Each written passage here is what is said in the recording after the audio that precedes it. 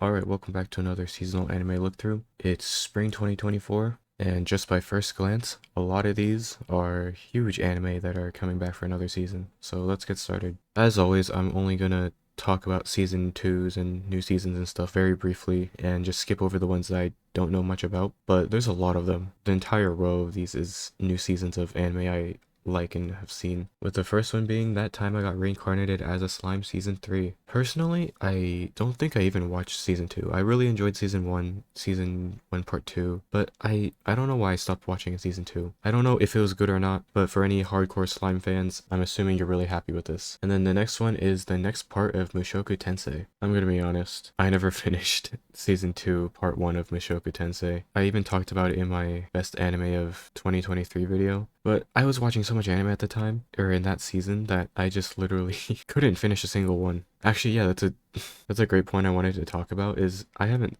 finished a single anime since fall of 2023. And last season, I only watched 2 anime, which neither of them I've finished. Actually, I don't think they're done airing, but Solo Leveling I watched 1 episode of, and then Gushing Over Magical Girls I've watched a lot more. I think I'm almost caught up on that. And it's really good, by the way. But yeah, back to my point. I haven't finished Mushoku Tensei Season 2, so I actually don't know if it's good or not. Next up is the next season of Demon Slayer, I would assume. Unless this is a movie? No, okay, it's a season. But this starts in May, the middle of May, so that's a long time from now. Usually anime don't start around those times. It's usually around the start of April, which is when most of these are starting. Personally, my thoughts on Demon Slayer, I thought the last season was kind of alright. I remember really liking season 1 back when I watched it for the first time, and season 2 was pretty good, but the newest one was just, it's alright. So hopefully this one brings Demon Slayer back. It was never a, masterfully written story or anything. It was mostly carried by the animation, but I do hope this is good. But next one, I'm insanely excited for this. Konosuba Season 3. I think they announced this like a year and a half ago, and I was freaking out when they made that announcement. But we actually have a synopsis for this one. The dysfunctional party is back, but they may be short a member soon, because Cosmo's over it. Delusioned with adventure, he wants to become a monk, but Aqua, Megumin, and Darkness call bull. However, the career dispute gets put on hold when a princess requests to hear about all their tales. Will the taste of fame at the royal castle keep them together, or will this mark farewell for their tour? Or will this mark their farewell tour? Okay, well, obviously they're trying to make a suspenseful synopsis, but they're not just gonna like disband the entire cast or anything. But yeah, I'm insanely excited for this. Konosuba is one of the few anime I gave a 10 out of 10, even though I did watch it a long time ago.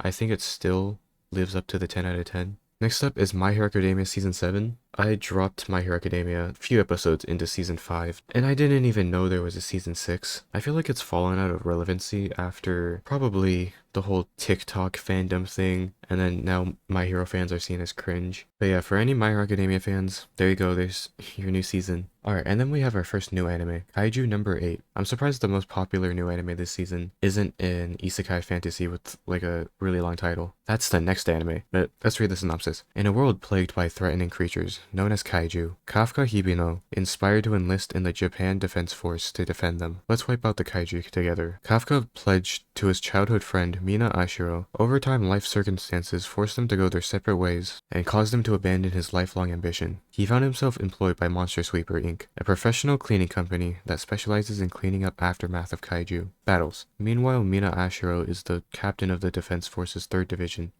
As it stands, he is currently unworthy of fighting kaiju alongside her. At work, Kafka crosses paths with the highly motivated Reno Ichikawa. Reno's undying determination to join the defense force leaves no room for failure. His perseverance reawakens Kafka's ambition of standing next to Mina as they protect humanity from kaiju together, a dream frozen by time, thawed by a burning promise. But Kafka doesn't know that the imminent kaiju threat is unexpectedly approaching them. Okay, I was thinking about this the other day, I think like yesterday or something, but is kaiju like a copyrighted term, or is that just like a generic word? Cause like King Kong and Godzilla are known as kaijus, but I've heard in like anime and stuff, say Love Live Sunshine for example, they do mention kaijus just as like a generic word for monster. Is that the case? I can see that the word kaiju is capitalized as a proper noun, so I don't know. let me know in the comments. But as for the synopsis, I think we could have a very solid show. It's a nice simple synopsis, and the story can go a bunch of ways. Alright, next one. Here's the type of stuff I infamously dislike. I was reincarnated as the 7th prince so I can take my time perfecting my magical ability. You know, last video, I got a decent amount of hate for clowning on this type of stuff, so I'm not gonna go too hard on this. I'm not just gonna blindly hate on it. The qualities valued most in the study of magic are bloodline, aptitude, and effort. There was one sorcerer who, despite his deep love for magic, was born a commoner and thus lacked the bloodline and aptitude for it. As he died an unnatural death, he wished he had studied magic more while he had the chance. Then he was reincarnated as Lloyd, the 7th prince of the kingdom of Saluum, and blessed with a strong magical bloodline. Reborn with his memories intact, along with a perfect bloodline and immense talent, he was determined to enjoy his new life, using his extraordinary magical abilities to master the study of magic that was beyond his reach in his previous life. Okay, so this one's not an isekai. The character is going to be born in the same world, but I feel like, I say this all the time, and I'm sorry if you're going to be mad at me for this, but I've heard this synopsis 4 different times every single season. I'm just going to leave it at that.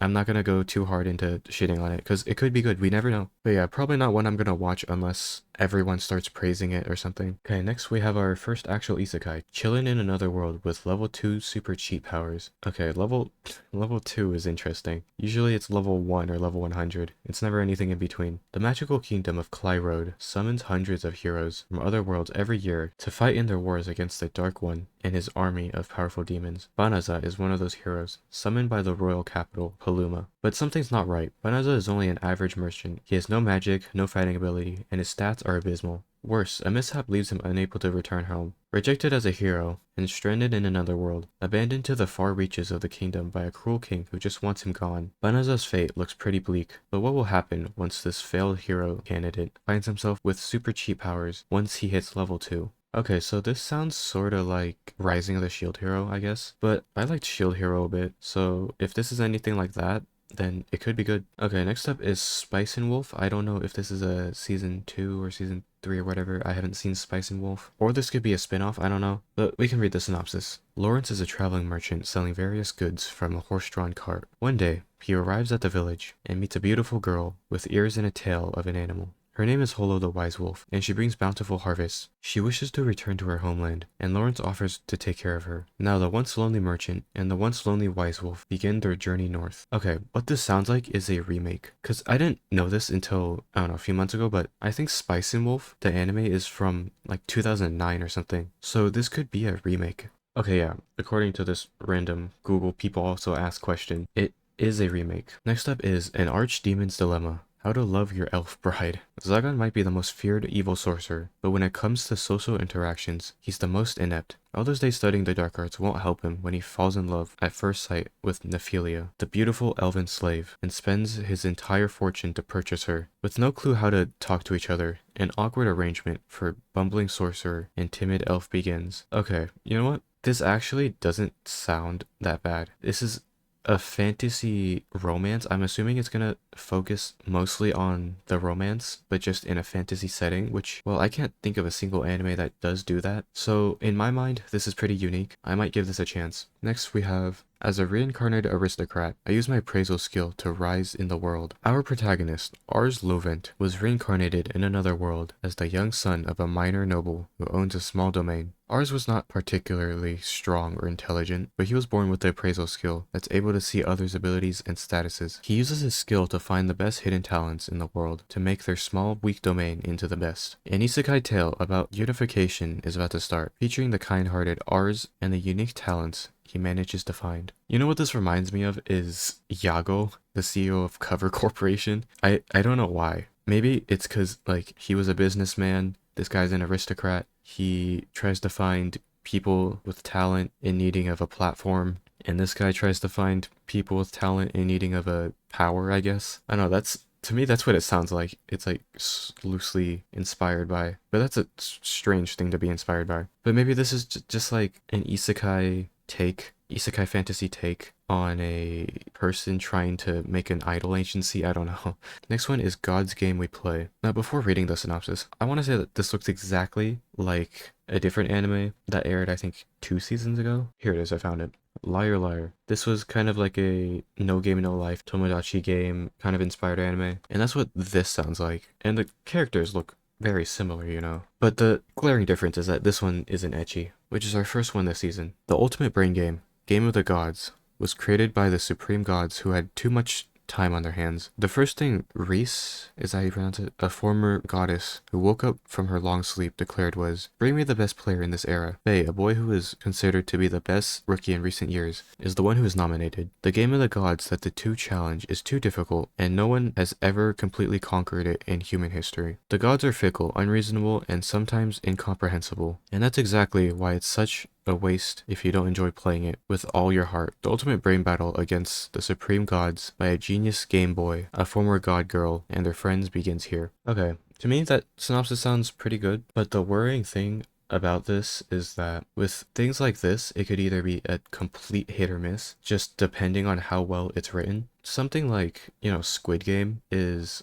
beautifully written, and that's why it was popular, that's why it was good. But something like the anime I mentioned before, Liar Liar, I don't think it was written that great, so that's why this never blew up. And that's, I would assume, an obvious thing, because if you're writing about a person who is smart, then you better be also smart. But it could be good, but the only thing that is worrying me a bit is that it's an ecchi anime, and usually ecchi anime aren't known for their story. But I do hope it is written well, because this actually sounds pretty interesting. Next we have the banished former hero lives as he pleases. I can finally go search for this peaceful life I've been looking forward to since my past life. Alan, a boy called a failure because he was not blessed with a gift from God, is actually a former hero who still has the memories and powers of his past life, using his banishment from his family's duchy as an excuse. Alan is about to start a carefree journey to do whatever he wants when he comes across an attempt on the life of his ex-fiancée. The former hero wants to live a relaxing life this time around, but the heroic fantasy life he never wanted is about to begin. Okay,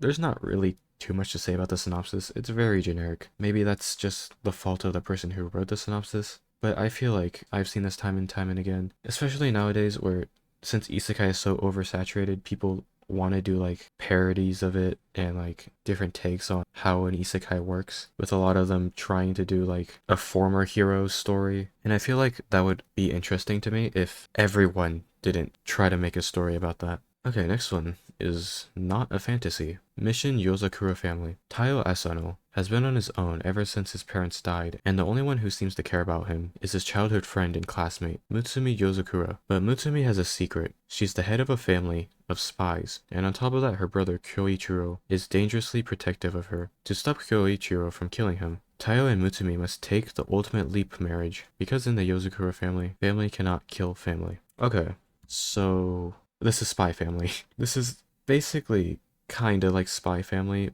but instead of a comedy, no, this is a comedy, but it's more action oriented by the sounds of the synopsis than, you know, how Spy Family was a wholesome family life kind of thing. Unnamed Memory. Another romance, which is interesting, because this looks nothing like a romance at all. Seeking to end the curse, thawing his lineage, Prince Oscar sets out on a quest that leads him to a powerful and beautiful witch, Tinasha, and he demands a unique bargain, marriage. Though enthused by the proposal, she agrees to stay in his castle for a year, while researching the spell cast upon him. But beneath her beauty lies a lifetime of dark secrets that soon come to light. I don't really know what to say about this one because it's kind of vague on what it's describing, you know. It just tells you the basic structure of how it's gonna go, and that's it. Nothing too in-depth. Alright, the next one is Grandpa and Grandma Turn Young Again, which doesn't have a synopsis. Okay, there is one on Mao though. Shozo and Ine Sato have been happily married for as long as they can remember. Even at their old age, with wrinkles and cracking limbs, the strength of this love is evident by their precious bond. And then,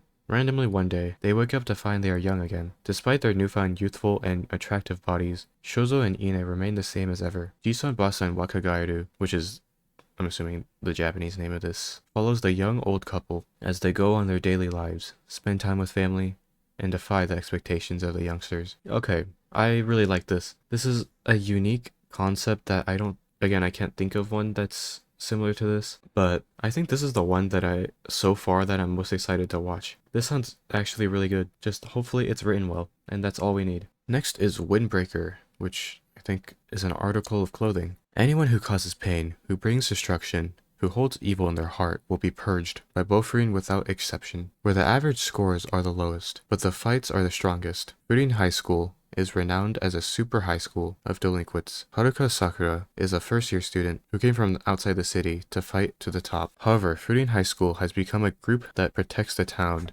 called Chime of the Windbreaker. The heroic legend of high school delinquent Sakura begins here. Okay, so I guess it reminds me a bit of Tokyo Revengers, where the main character had to fight delinquents. I never finished that show, so I don't know how similar it'll be to this, but I think this is a pretty solid synopsis. Nextly, we have The New Gate. The New Gate, an online game transformed into a life and death struggle for its players, Sword Art Online. Thanks to the valiant efforts of Sheen, the most powerful of them all, an end to the game, and freedom for everyone seemed within reach. But just moments after Sheen defeats the game's final boss, he finds himself bathed in an unknown light and transported some 500 years into the future of the in-game world. Thrown from a simple game gone wrong into a strange new land, one young swordsman of unrivaled strength is about to embark on a legendary journey. Okay, let me tell you why I think this synopsis is pretty ass. Or not even the synopsis itself, but why I think the anime is going to be ass. The entire synopsis is just telling you how this guy gets isekai'd, which is probably going to be like the first 10-20 minutes of the entire series, and then the rest of that time is going to be a generic isekai adventure. I think I have the right to shit on this one because I've a sneaking suspicion that's going to be not very good, especially if it relies on how the dude gets isekai'd. Next up is Whisper Me a Love Song. This is our first as traditional romance one. Bubbly, energetic, first-year high school student, Himari falls head over heels for her senpai, Yori. After hearing her band perform on the first day of school, Himari tells Yori she just loves her. And to Himari's surprise, Yori says she loves Himari back. But when Himari realizes that she and her senpai are feeling two different kinds of love, she begins to ask herself what love really means. I think this one's a solid synopsis. Short, nice, and simple to the point, tells you exactly what you're gonna expect. And I have I guess a soft spot for musical anime and anime with bands and stuff, so I hope this is gonna be good. I think I'll watch this one. Next up is Re-Monster. After meeting an untimely death, Tomokui Kanata is reincarnated as a lowly goblin, but he's worked up a monstrous appetite, thanks to his new ability that allows him to grow stronger the more he feeds. His feeble status quickly changes as he rises to become the goblin leader. With a mix of his past memories, new body, and strong stomach, he's taking a bite out of this fantasy world. Okay, so I guess this is just like a Nico Kato Avocado isekai. Next we have Studio Apartment, Good Lighting, Angel Included. That's a strange name. Shintaro Tokumitsu is a high schooler living all alone. But things take an unexpected turn when a girl named Toa shows up on his balcony. Not only is she incredibly beautiful and sweet, but there's something different about her. Something divine. Just who is Shintaro's new roommate? And what adorable hijinks lie in store? Okay, that one, I guess it tells you what it's about, but it, again, doesn't go too much in depth into it. So there's not really much I can say about it. Okay, this next one, I didn't know this was happening. I never heard any announcements about this, because I assume I would have, but I obviously didn't. And while I was reading an earlier one, I glanced over at this one and I just freaked out silently. But yeah, we have Blue Archive the animation. I actually really like the world of Blue Archive. I think it's really cool. Unfortunately, I'm one of the people who likes to skip story in games, so I have no clue what Blue Archive is actually about. And I played the game for like a week. The city's academies are divided into their own districts and are considered mostly independent. The General Student Council acts as governing board to manage the academies as a whole. However, the group's ability to govern has come to halt since the mysterious disappearance of the General Student Council president. Countless issues have begun to surface throughout Kivotos in the absence of the president's leadership. To avoid disaster, the General Student Council requests assistance from the Federal Investigation Club, otherwise known as SHALE. In fact, SHALE is the city's newest club and the last to be approved before the president's disappearance. To accomplish its task, SHALE relies on the guidance of a sensei who can help resolve the incidents around Kivotos. Okay, one thing I do remember about the game in Blue Archive is that you choose your own name. So I wonder if they're just gonna call the sensei, or are they gonna like pull a persona and just like give them a random name? I don't know. But I really do like the characters in the whole world of Blue Archive, so I think I'll watch this. Next up is another romance, A Condition Called Love. You know, I've noticed a pattern with romance titles, which is that they feel like almost cryptic. No, not cryptic, that's that makes it sound creepy, but poetic, I guess? I don't know. Because with isekai titles, they like putting the synopsis as the title, but with romance titles, you could not guess what the fuck it's about just by looking at the title. Hotaru Inase is a first year high school. He's a first year high school, not a high schooler. That like tripped me up because I did not expect a typo in the synopsis. But he has a great family and wonderful friends, but not much luck when it comes to romance. One day, she happens to see the hot boy from the class next door, Hananoi, get dumped. Also, I think I called the main character he, my bad. Seeing Hananoi standing in the middle of the park all alone, Hotaru decides to hand him an umbrella. That little act causes Hananoi to ask her out soon after. Oh, okay, that escalated quickly. Personally, I wouldn't do that, but you do you, I guess. What does love even mean? What does it mean to be in love? I think we asked that question with a different anime in this video. Hotaru is flustered at suddenly being asked out by Hananoi, who has an endless amount of love for the person he loves. Wow, no way. Thanks for that. And wants to do everything he can for them. This is a story about first love between a girl who doesn't understand romantic love and a boy that may be a bit too heavy-handed when it comes to love. Jesus Christ, whoever wrote this synopsis, I don't think they're a native English speaker. But yeah, I don't think the synopsis did a great job at telling what this anime has in store. It's just that the guy falls in love with her for giving him an umbrella. That's basically it. Man, Black Butler's still going? I didn't know that. I thought this thing ended in like the 2000s. Next up we have Go Go Loser Ranger. Man, this poster, can't really see it that clearly because of how tiny it is on my screen, but it kind of reminds me of Kill la Kill. Just something about it. Wait a minute. Do you guys think this looks better when I zoom it in? To me, it looks way better because my monitor is like, I don't know, it's like 30 inches long or something. So everything on this monitor is like zoomed out more. But if I zoom it in, this looks way better. I'll leave it like this for the rest of the video, and you can comment down below if you want me to change it back or if like this looks a lot better, because in my opinion it does. But let's get to the synopsis. Who is the hero and who is the villain? When the Monster Army invaded 13 years ago, the Divine Dragon Rangers rose up to stop them. With the war raging on, these great heroes are the mankind's last hope. Or are they? In truth, the invaders were subjugated within a year, forced to continue to crank out a monster a week for the Rangers to crush in front of their adoring fans. But one monster has had enough. Something has to change. He'll rebel against the might of the Dragon Rangers and destroy them all from the inside. Okay. That's interesting. So it plays off kind of like traditional hero kind of stuff, like Super Sentai, Power Rangers, that kind of stuff, where it's like those are episodic series that have like a villain each episode that they have to defeat, and this kind of plays off that, and it's kind of a parody of how that works. So I think that's pretty interesting. Next is Mysterious Disappearances. Ogawa Sumirako is a busty bookstore clerk who wants to become a novelist after some writing success in her youth. When strange occurrences start cropping up around the city, she teams up with her flirtatious coworker, Adashino Ren, to look into them. The Ren is hiding a secret of his own. With their combined skills of occult knowledge, what will they discover as they investigate? Again, it doesn't really tell too much of what it's going to be about. All that I can gather from the synopsis is that it's going to be a mystery, which says right here. Okay, so I just finished recording and I accidentally skipped this one in the video. So here I am, coming to save the day. Bartender Glass of God. At Eden Hall, each glass has a story. A quiet bar lies tucked away in the streets of Tokyo, and it seems only the most desperate souls, burdened by their own troubles, manage to find its doors. But after a glass of God, poured by the brilliant bartender Ryu, they leave renewed.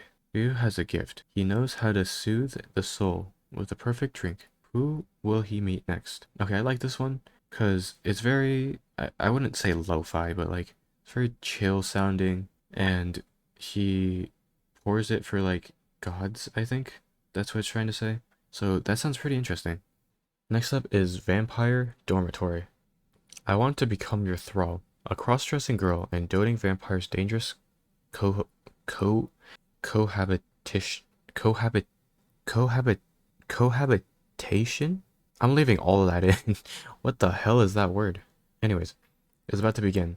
After losing her parents and being abandoned by her relatives, Mito is left all alone in this world. When she's kicked out of the restaurant where she wants to work with no money and no place to live, she's taken in by Ruka, a vampire, in exchange for giving Ruka her blood as his food. She ends up living with him in a boys' dorm full of beautiful boys with unique personalities. Okay, so this is a reverse harem. It's been a while since I've seen a reverse harem. The most recent one I can even think of is Fruits Basket 2019 version. But other than that, not really anything I can think of off the top of my head.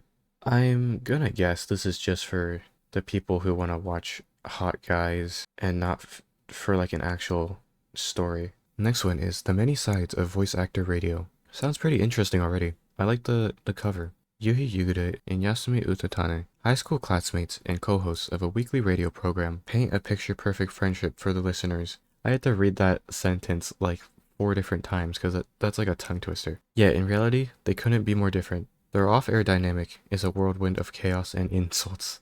As their tumultuous relationship unfolds, they navigate the turbulent waters of their friendship and rivalry and the cutthroat realm of showbiz. So it has nothing to do with voice acting? I actually think this is pretty interesting, but it says nothing about voice acting, which is literally the main part of the title. Or maybe voice actor radio is just the radio program's name. I don't know. Okay, this next one looks really interesting. It's an original series, which I think is the first one of the season, but it is called Jellyfish Can't Swim in the Night. Oh my god. I recognize this name, like, slightly. I saw this on Mao, like, I don't know, like a year ago. No one's ever heard of it at that time, and I have it on Plane to Watch. Wait, that's actually kind of crazy. I don't think it had its synopsis revealed at that time. Let's see if it's actually good, because apparently, for me, it's been over a year in the waiting. Shibuya is a city full of identity. It is here on Shibuya's late-night streets that illustrator Mahiru Kozuki, former idol Kano Yamanouchi, VTuber Kyui Watase, and composer Mei Kim Anok Takanashi, 4 young women who are slightly outside the world, join together and form an anonymous artist group called Geely, or Jelly. I also want to shine like someone else. If it's not me, but we, then we might be able to shine. Okay, this is cool. I really like this. As I said earlier, I really enjoy music-based anime, and this sounds really good, to me at least. And the last sentence is kind of like, basically, we're using the power of friendship, so I guess that's what they're gonna do. This is another one that I'm really excited for now. Okay, judging by this poster, this one looks pretty generic, but it's not a fantasy or an isekai. This is a salad bowl of eccentrics. Sosuke Kaburaya, an impoverished detective, meets Sara, a princess from another world, with magical powers. They start living together, and Sara quickly adjusts to her life in modern Japan. Okay, so it's a reverse isekai. I actually enjoy a lot of reverse isekai kind of stuff. It's always really interesting to me.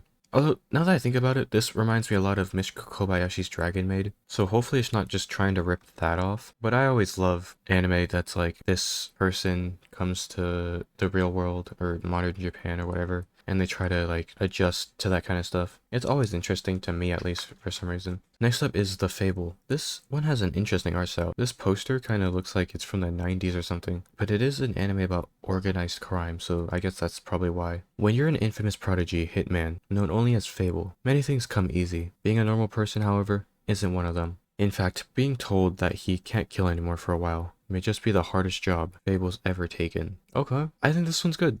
This one's a good, very short synopsis. I enjoy that because it makes me have less things to edit, and it's straight to the point, very interesting. It leaves a kind of cloud of mystery of what it's about, but not enough to not hook anyone in. I think that's pretty good. Next one is Viral Hit. This one is a manhwa adaptation.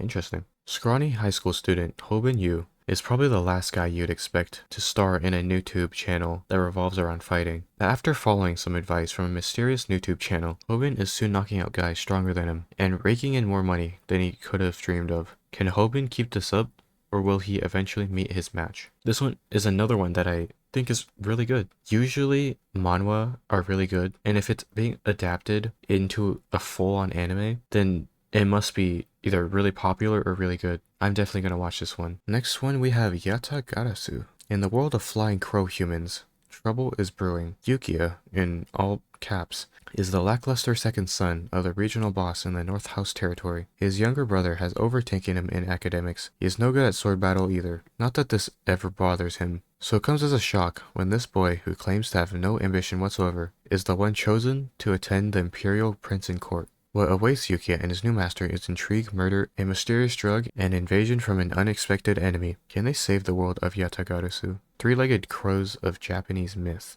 That's what that means, okay? That's interesting. So I'm assuming that this is based off of well, just that, the Japanese myth, because it has the same name and everything. Okay, that's pretty interesting. Next one is Astro Note. Takumi, a gifted chief, was just let go from his job. He lands a gig at his old boarding house called Astroso, but he hesitates to accept after learning he must also live there full time. That is until he meets the beautiful and charming caretaker Mira, and he's sold. The two begin to work together, and their connections deepen. But Mira has a secret. She isn't from this world. Okay. I feel like I'm saying this for all of them, but that's pretty interesting. I can see how you can continue an entire season like that. Unlike some other synopsises, which are just kind of shit, this one's pretty decent, I guess. Okay, we have another one that has basically no information about it, on this website at least. But it does on this one. This is Train to the End of the World. I think this looks really good actually, but we never know without the synopsis. A certain town in the suburbs. This was not an ordinary countryside town that you can find anywhere. The residents were experiencing a strange phenomenon. But even so, Shizuru Chikura held a strong desire. She wanted to see her missing friends again. Shizuru and her friends venture into the world outside, taking an abandoned motionless train, not knowing if they can make it back alive. What awaits them at the last stop of this running doomsday train? Damn, I think that's interesting too. I think this is another one that I'm gonna watch. This sounds really good. Next up is High Speed Toil. Rin Rindo once had a dream of becoming a ballet dancer, but had to give up on that dream due to an injury. Afterwards, she became a neat and a gamer who lived in her grandmother's house. But one day, she is suddenly thrown into the world of racing. The anime takes place in the near future, where the latest technology has made it so that vehicles can travel at 500 kilometers per hour safely and securely. A next generation race called Next Race is born, which changes the world of racing. Next Racing features AI control support and a Revel Burst mechanism. A newcomer named Rin Rindo will make her debut in Next Race and will further revolutionize the sport. You know, to me, instead of a synopsis, it sounds more just like a prediction of what's going to happen in the future, because this is very realistic. But yeah, I think this is pretty interesting. This poster I want to take a quick look at, because the art style looks kind of like nothing I've seen before.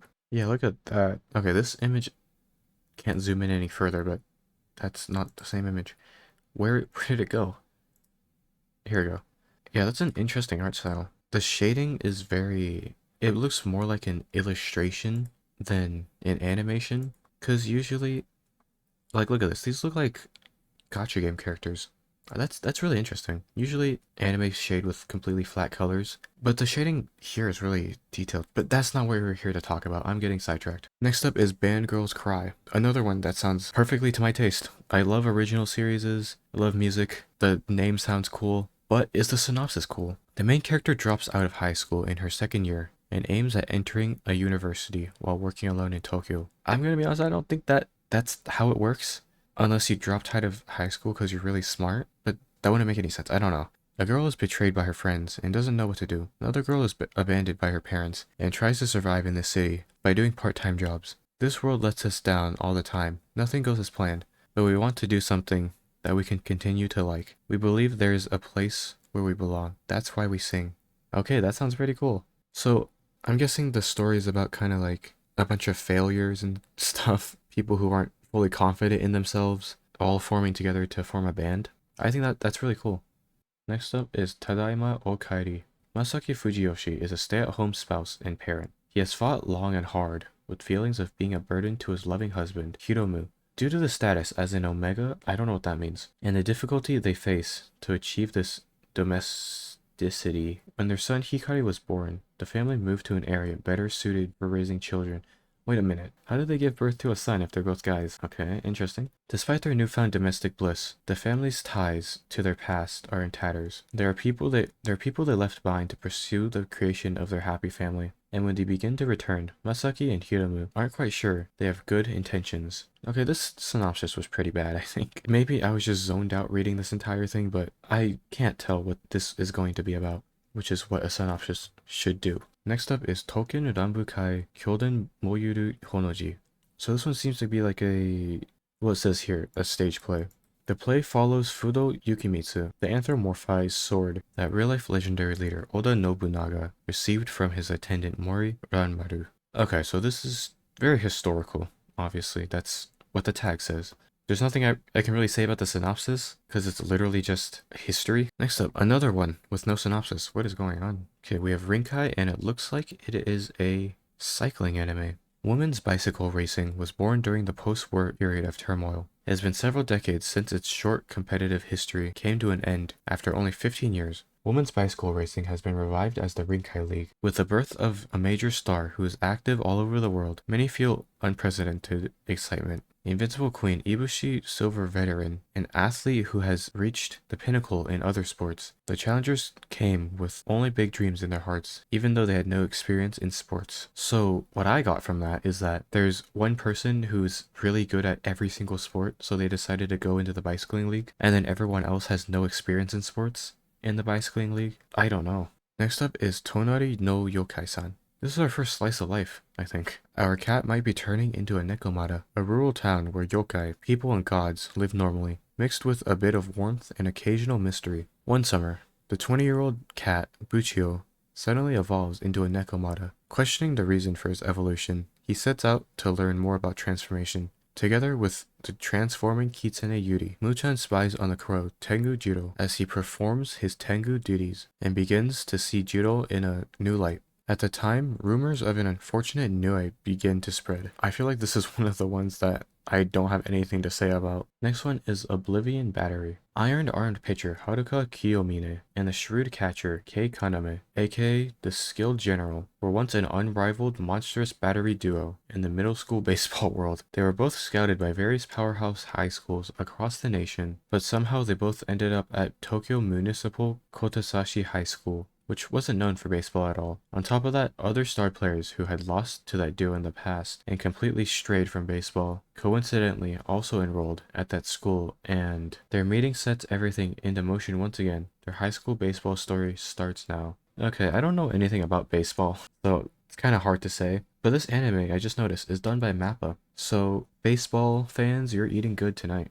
And then the next one is a Idolmaster series. Now, as a seasoned Love Live fan, I know jack shit about Idolmaster. I don't know how their installments work compared to Love Live, but it seems like this is like a new installment. But this is a shit ton of girls, man.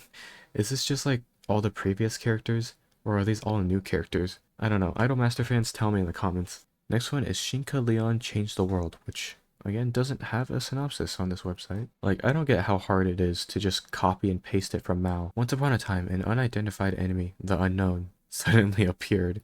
I'm recording this at the time where that Scottish Willy Wonka exhibit happened fairly recently, and the Unknown, which is like this made-up creature from that exhibit, is a huge meme at the moment, but I'm getting sidetracked. That has nothing to do with this at all. The Super Evolutionary Railway Development Agency had developed the Shinkaleon, a robot that transforms into a bullet train as a countermeasure against the threat. Okay, so it's a mega anime, and if you like bullet trains, I don't know.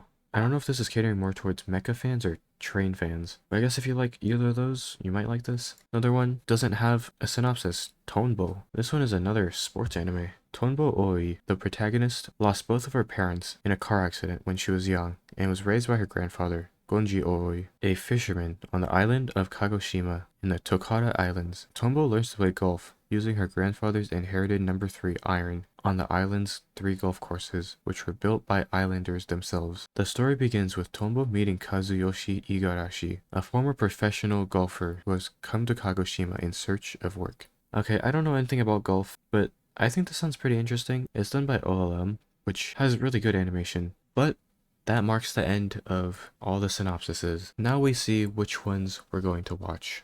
I think I'm going to watch Demon Slayer, Konosuba 2. I might watch Spice and Wolf since everyone always praises it, the original version, so Spice and Wolf, this new Spice and Wolf might be really good with like modern animation. And then I really wanted to watch this Grandpa and Grandma one. That one sounded really interesting. This one also sounded really interesting. And then definitely Blue Archive. And then I'm definitely going to watch Jellyfish Can't Swim in the Night. And I might watch this voice acting one, but I don't know. And then Viral Hit sounded really good too. Train to the End of the World, I'm definitely gonna watch that one, sounds really good.